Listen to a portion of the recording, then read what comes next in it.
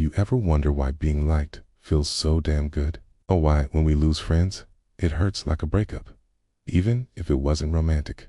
There's this quote from the Danish philosopher Kierkegaard that goes like this: "Life is not to be understood by the intellect, but by the heart." Okay? And I really struggled with this for most of my life, because it seemed obvious to me that we could use our intelligence to figure out how to live better, happier lives. But as I got older, I started to see how true that quote actually was. When we're young, we learned that to get love and acceptance, we need to do certain things. We need to shape ourselves into certain versions of ourselves. But as we get older, we start to realize that these are just masks we've been wearing. And each mask we've been wearing has a cost. It's a price we pay every single time we put it on.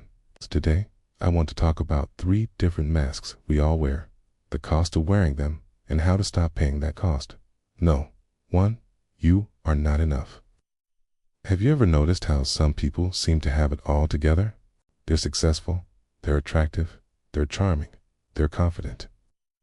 And then there's us, normal people, who struggle with insecurities, self-doubt, and feelings of inadequacy. But here's the thing. The person you envy might be struggling too. Maybe they're hiding their own insecurities behind their perfect facade. You see, we all have these vulnerabilities that we try to hide from others because we fear that if they knew, they wouldn't like us anymore. But here's the thing. When we hide our vulnerabilities, we also hide our true selves. And when we do that, we lose a part of ourselves. So instead of comparing ourselves to others and feeling like we're not enough, we should embrace our imperfections and celebrate what makes us uniquely human. No. 2. You must be perfect. Just picture this. You're at a party and you're having a great time. You're laughing, you're making new friends, you're dancing. Then, suddenly, bam, you spill a drink all over yourself. In that moment, you feel humiliated and embarrassed. But here's the thing. Everyone makes mistakes. It's just part of being human. But when we strive for perfection, we set ourselves up for disappointment. When we try to be perfect, we're not only setting unrealistic expectations for ourselves, but we're also taking away our ability to enjoy the present moment. Because when we're constantly worried about making mistakes, we're not fully present and engaged in our lives. We become like a character in a movie, always worried about messing up the next line.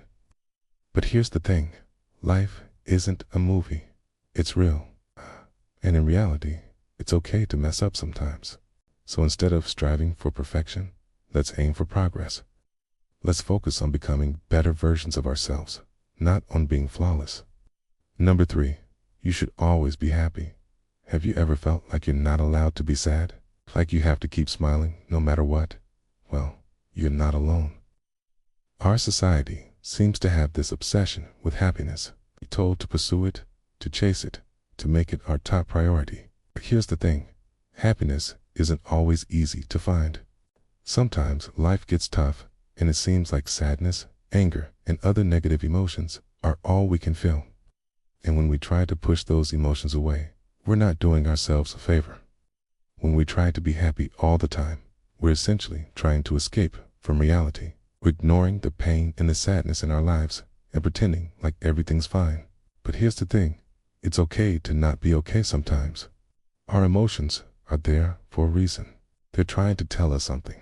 So instead of trying to be happy all the time, let's allow ourselves to feel whatever emotion we're feeling. Let's listen to what our body and mind are telling us, okay? And let's try to understand and process those emotions rather than escaping from them. Let's take a look at the journal prompt. What masks do you wear in your relationships? And what are the costs you pay for wearing them? This is an important question because when we don't understand the cost of wearing these masks, we continue to pay them without even realizing it. We might feel unhappy in our relationships, but we don't know why. Or we might feel like we're not being true to ourselves, but we don't know why. When we ask ourselves this question, we start to become more aware of the masks we're wearing and the costs we're paying. And that's the first step towards breaking free from the cycle of paying these unnecessary costs. Here's another journal prompt for you. Imagine you woke up tomorrow and you had to say everything you were thinking honestly. No more niceties, no more lies, just honesty. How would that change your interactions with others? Now, imagine you woke up tomorrow and nobody could tell when you were being sarcastic or not. What would happen? That thought experiment shows us how much our tone and communication styles affect our relationships. And when we don't communicate honestly, we pay a cost. Our relationships suffer, and we lose a part of ourselves in the process. If you've been enjoying this content, please don't forget to subscribe and leave a comment down below. We're almost at 1 million subscribers, and I can't believe it. It means the world to me. Now, let's move on to the final part of this video, the philosophical integration. You see, the idea of wearing masks isn't a new one. It's been around for centuries. In Greek mythology, there was this creature called the Sphinx, who had the body of a lion, the wings of an eagle, and the face of a woman. And the Sphinx would ask travelers riddles, and if they couldn't answer correctly, she would devour them. And one day, this guy named Oedipus came along, and he outsmarted the Sphinx. But here's the thing. After the Sphinx was defeated, the Oracle of Delphi proclaimed that whoever solved the riddle of the Sphinx would never find peace. And guess what? Oedipus ended up killing his father, marrying his mother, and plunging Thebes into civil war. All because he couldn't resist the urge to be seen as smart. He wanted to be admired and praised for his intelligence. And in the process, he lost his sense of identity and purpose. In Jungian psychology, this phenomenon is known as the shadow archetype. Each of us has a shadow self, a darker side that contains our repressed emotions, forgotten memories, and hidden desires. When we try to hide parts of ourselves in order to be liked or accepted, we're essentially feeding our shadow self. We're giving it more power and influence over our lives. So instead of fighting against our shadow self, let's embrace it. Let us acknowledge the parts of ourselves that we've been hiding, and let us bring them into the light of consciousness. When we do that, we can start to heal and grow as individuals. Another story I find helpful when thinking about the masks we wear comes from the book Untamed by Glennon Doyle. She talks about this woman named Cheryl Strayed, who wrote the book Wild, and in the book, Cheryl talks about how she used to wear different personalities, like a chameleon, depending on who she was around. For example, she would dress up like a slutty tramp when she was around her meth-addicted father to provoke him. She would pretend to be sweet and innocent when she was with her Mormon stepfather, and she would be a goody two-shoes around her real mother. But here's the thing. When Cheryl stopped wearing these masks and started being honest about who she was, she experienced a deep sense of freedom. She realized that she didn't need to conform to other people's expectations in order to be loved. This brings me to my final thought for this video.